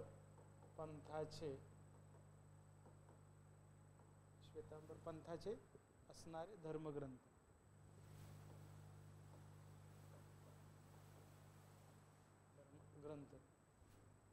महावीरानंतर 150 वर्षाच्या काळात जैन धर्मग्रंथ व सिद्धांताचे विस्मरण होऊ लागले.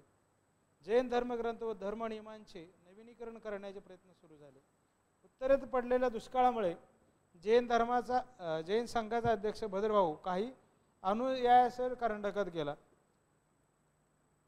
धर्मप्रसारार्थ गेला असताना त्याच्या अनुपस्थित त्याचा शिष्य स्थूलभद्रे आणि पाटलीपुत्र येथे इसवी पूर्व 4थ्या शतकात जैन परिषद बोलवण्यात आली.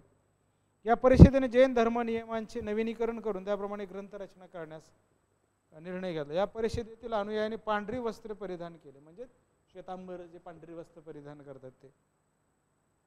या परिषदेतील अनुयायांनी पांढरी वस्त्र परिधान केल्यामुळे जैन धर्मात श्वेतांबर पंथ उदयास आला. त्यानंतर इसवी सनच्या 5व्या शतकात वल्लभी येथे दुसरी जैन परिषद बोलावण्यात आली. आपण बघितलं ती जुन्या धर्मनियमांचे नवीनीकरण करण्यात मथुरेचा स्तंडील, वल्लभीचा नागार्जुन यांच्यासारख्या विद्वान पंडितांनी प्रयत्न केले. या परिषदेत जैन धर्मग्रंथाची सुधारलेली नवी आवृत्ती, या नवीन धर्मग्रंथास अंग असे म्हणतात, त्यांची पुढील प्रमाणे 6 भागात विभागणी किंवा वर्गवारी करण्यात आली. 12 अंगे, 12 उपांगे, 10 प्रकीर्ण, 10 छेदसूत्रे, 4 मूलसूत्रे, 6 इतर ग्रंथ. अंगवाङ्मय श्वेतांबर पंथाचे धर्मवाङ्मय असून दिगंबर पंथाचे वेगळे वाङ्मय आहे. दिगंबर पंथाचे धर्मग्रंथ, दिगंबर पंथाने आपले स्वतंत्र वाङ्मय प्राकृत व संस्कृत भाषेत तयार केले. या पंथात कुंदकोड या प्रसिद्ध विद्वान होऊन गेला. इतर वाङ्मय जैन धर्मपंडितांनी भाषा, चरित्र, कथा, व्याकरण, गणित, शब्दकोश, आपल्याला काय म्हणतात अशा अनेक भागामध्ये विपुल प्रमाणात वाङ्मय निर्मिती केली. हेमचंद्र हा सर्वश्रेष्ठ विद्वान ग्रंथकार या धर्मात होऊन गेला. हेमचंद्राचं कुठलं पुस्तक आहे बघा, ह्याच्यावर प्रश्न आले बघा. हेमचंद्र परिशिष्ट पर्व, ह्याच्यावर प्रश्न आत्ताच आलेला आहे. परिशिष्ट पर्वम,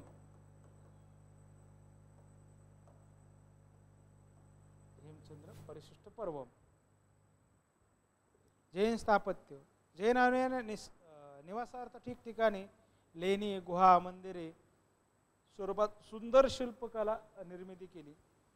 उदयगिरी, वेरूळच्या लेण्यामधील इंद्रसभा, गिरनार व पालीठाणा येथील मंदिरे, माउंट आबू पर्वतातील दिलवारा मंदिर, दिलवारा टेम्पल पण आहे जैनिझमचं दिसतं बघा. चित्तोडमधला पार्श्वनाथ वगैरे ठिकाणच्या शिल्पकृती कलापूर्ण जैन स्थापत्याची साक्ष, म्हणजे Jain sculpture or the architecture विजिन in Dilwara, mount Abu and the Palitana temple and the Verul Indrasabha. काही जैन शिल्पकृतीस काय विध्वंस करून त्यांचे अवशेष मुस्लिम इमारतींना लावले गेले, तर काही जैन शिल्पकृतीचे मुस्लिम शिल्पकृतीत रूपांतर केले. जसे दिल्लीचा कुतुब मिनार, तसेच अजमेर, कन्नौज वगैरेच्या इमारतीवरून स्पष्ट होते. जैन धर्माचे पतन, कडक धर्मनियम, प्रचार यंत्रणेचा अभाव आपण बघितले ते कारण. बौद्ध धर्माचा उदय, परिस्थिती सापेक्षतेचा अभाव व हिंदू धर्मातील चालीरीतीचा प्रभाव आपल्याला वाढलेला दिसतो. त्यामुळे जैन धर्माचे पतन झाले आणि त्यातनं आजही भारतात दिगंबर श्वेतांबर आपल्याला पंथ मोठ्या प्रमाणात असणारे दिसतात. हे तर आपल्याला बघायचं आहेच बघा, आपण बघितलेलं पण आहे. त्याच्यानंतर आपल्याला जे बघायचं आहे तो बघा बुद्धिझम बघायचं आहे बघा. Buddhism, we have to understand the Buddhist किंवा बुद्धिझम फिलॉसॉफी. मग त्याच्यात काय काय आहे त्याच्यावर सुद्धा प्रश्न प्रत्येक वर्षी विचारला जातो बघा. इथंपर्यंत समजलेलं आहे का? समजलेलं असेल तर तुम्ही कमेंट बॉक्समध्ये कमेंट करा. अदरवाईज आपण काय करूयात बघा, बघूया एक मिनटं.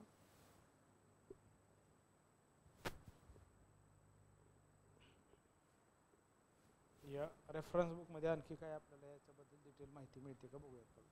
रेफरन्स बुकमध्ये काय माहिती मिळते का?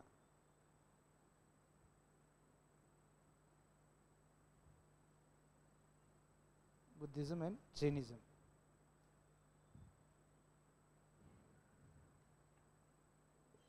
What are the characteristics of Jainism, Buddhism? Okay, first we will talk about the tale of Hades. No. 5 cardinal principles, full knowledge, actions, liberations आपण बघितलं. तीर्थंकरांची नावं बघा, ऋषभनाथ, अजितनाथ, संभवनाथ, अभिनंदन, सुमती, पद्मप्रभा, रेड लोटस, सुप्रवसा, स्वस्तिक. याचा एक फोटो आहे तो आपण बघा ग्रुपवर आपल्या टाकूया. काय काय आहे ते तीर्थंकर आणि त्याच्याबद्दल असणारे जे चिन्ह आहेत ते आपल्याला विचारलं जाऊ शकतं बघा. म्हणजे मे बी विचारलेला आहे बघा, हा प्रश्न विचारलेला आहे.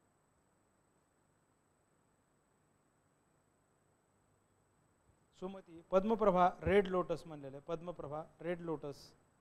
सुविधी, डॉल्फिन. सुविधीचं काय, डॉल्फिन आहे बघा.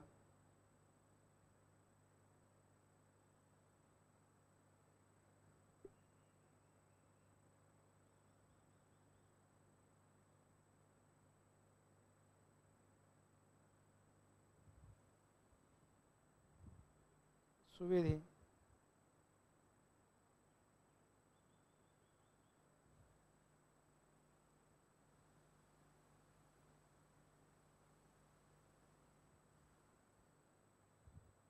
परत काय पुढं काय म्हणता येईल की शीतला, ब्रेस्ट, श्रेयसमा,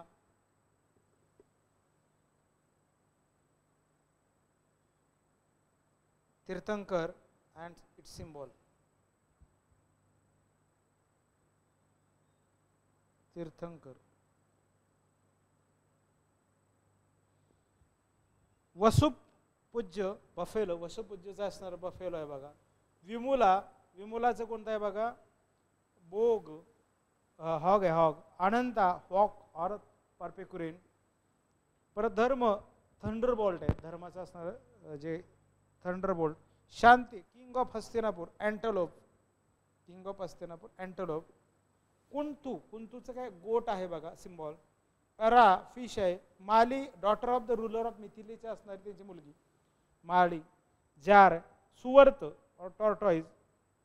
नामी, ब्ल्यू लोटस. अरिस्टनेनी और नेमी, 22वा तीर्थंकर आहे बघा. त्याचे कॉन्च नावाचं असणारं सिम्बॉल आहे बघा. त्याच्यानंतर आहे बघा काय, पार्श्वनाथाच, हुडेड सर्पेंट. काय, हुडेड सर्पेंट आपल्याला दिसतं त्याच्यामध्ये.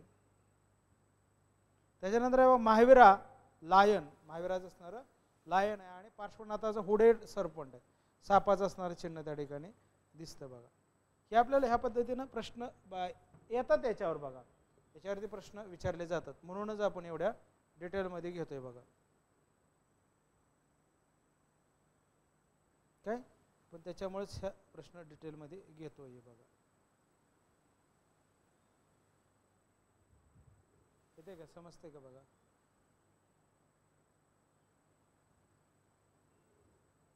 काही प्रश्न असतील किंवा काय असेल तर विचारू शकता बघा तुम्ही. काही प्रश्न असतील किंवा काय असेल तर तुम्ही या ठिकाणी ते विचारू शकता. उद्या आपण बुद्धिझम बघू आणि आजीविका सेक्ट्स बघूया बघा. Tomorrow we will understand the Buddhism and the Ajivika sects which is in our syllabus. Okay, समजले का बघा इथंपर्यंत. अशा ठिकाणी आपण आज थांबूयात बघा. थँक्यू.